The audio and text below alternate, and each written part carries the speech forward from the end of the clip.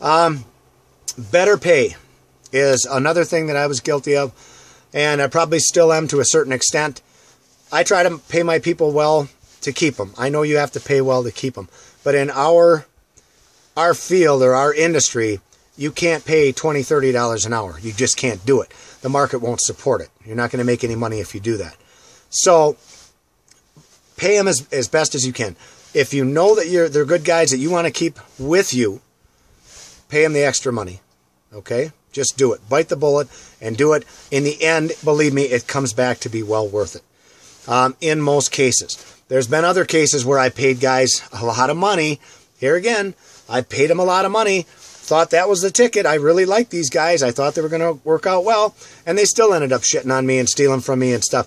So there's no magic bullet that's going to determine what you can do. I'm just saying some of the mistakes that I've made. Some of the things I wish I would have done a little bit differently. Paid a little more money here and there. Not paid as much money to some of these guys. But anyway, all things that we learn as we go. Train them better. They are a direct reflection of you.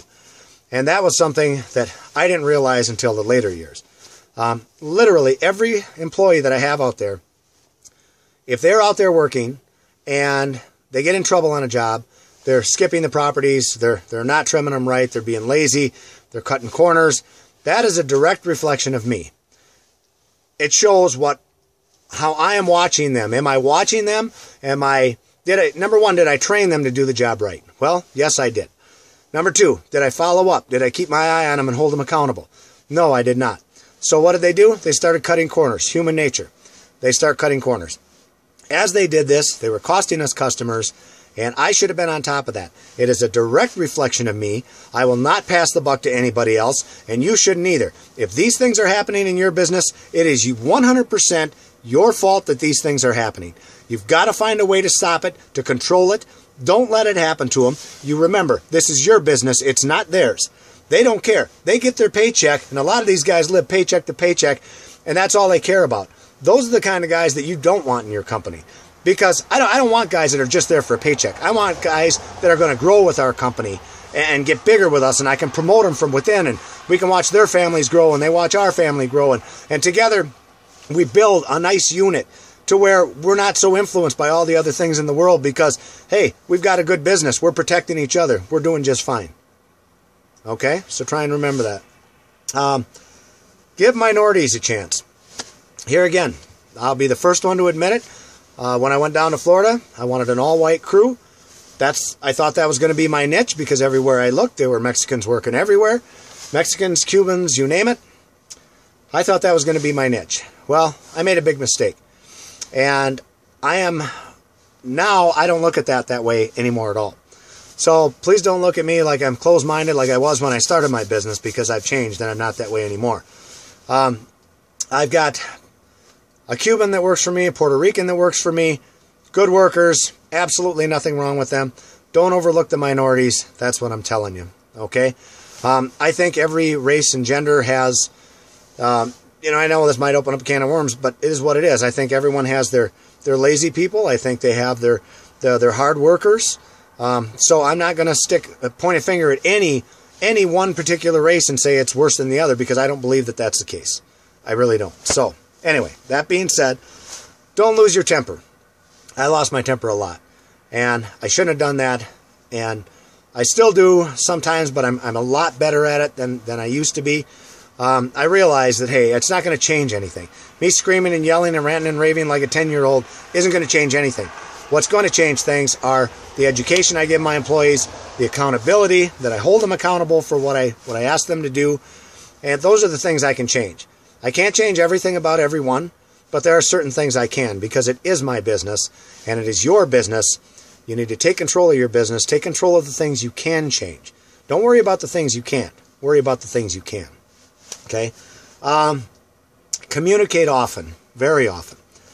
If you have problems early on, like another good example, the one guy when I was down in Florida this last winter, when he worked for me and he was late 3 days in a row, or 3 days during that week, not 3 days in a row, but the first time he was late, check my watch, talk to him, hey man, what are you doing?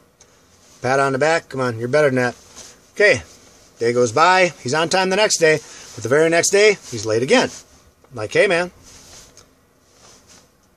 that's twice. What's up? And the boss is here. I can imagine what happens when the boss isn't there. So, anyway, he just seemed to write that off with a grain of salt. Third time, let me tell you, I blew my lid, okay? Third time in 1 week, I absolutely blew my lid. I was just like, you've got to be kidding me. You know, don't you show up late again, you show up late again, you're done. I'm not going to put up with that. And that is one thing I can tell you. Those are the little hints, the little things that you need to see about these guys right away. But instead, I kept them on, and I kept them on, and I just kept thinking, oh, I feel so bad for him. Single parent with this girl, they're trying to raise kids, blah, blah, blah. Here comes the bleeding heart thing again. You can't be that way when you're running your business, man. You just can't, okay? It's your business. You got to run it. Nobody's going to run it for you, okay? Slow to hire, quick to fire. When you see the telltale signs, if you've talked to your employees, you can't get them to come around. They keep making the same mistakes. Get rid of them because it's valuable time you're wasting when you could be trying out someone new, okay?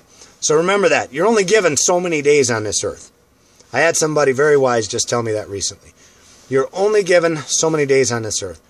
Why would you want to sit and spend them with people that don't have the same heart and desire to succeed like you have? Why would you want to waste your time with them?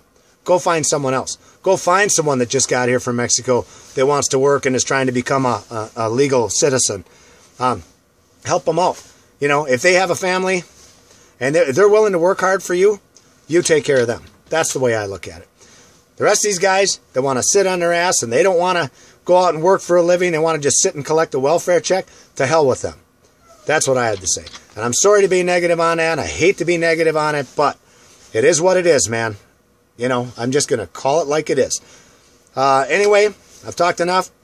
I hope you guys enjoyed the video. I hope you learned something from it. Please leave me your comments below. Subscribe to our channel so that you can get the alerts, let you know when we have new ones coming out. Got them coming out all the time. We're coming out with a truth series soon, and I think you're going to really enjoy that. But good luck with everything. If you have any questions, comments below, things I haven't thought of, by all means, leave your comments. I try to answer everybody as quick as I can. And any ideas for videos you guys want me to talk about, be happy to do it. So this is my winter month time. This is my time to catch up on all that before all hell breaks loose in the spring. So let me know. This is George Packard with Family Lawn and Landscape. Thank you.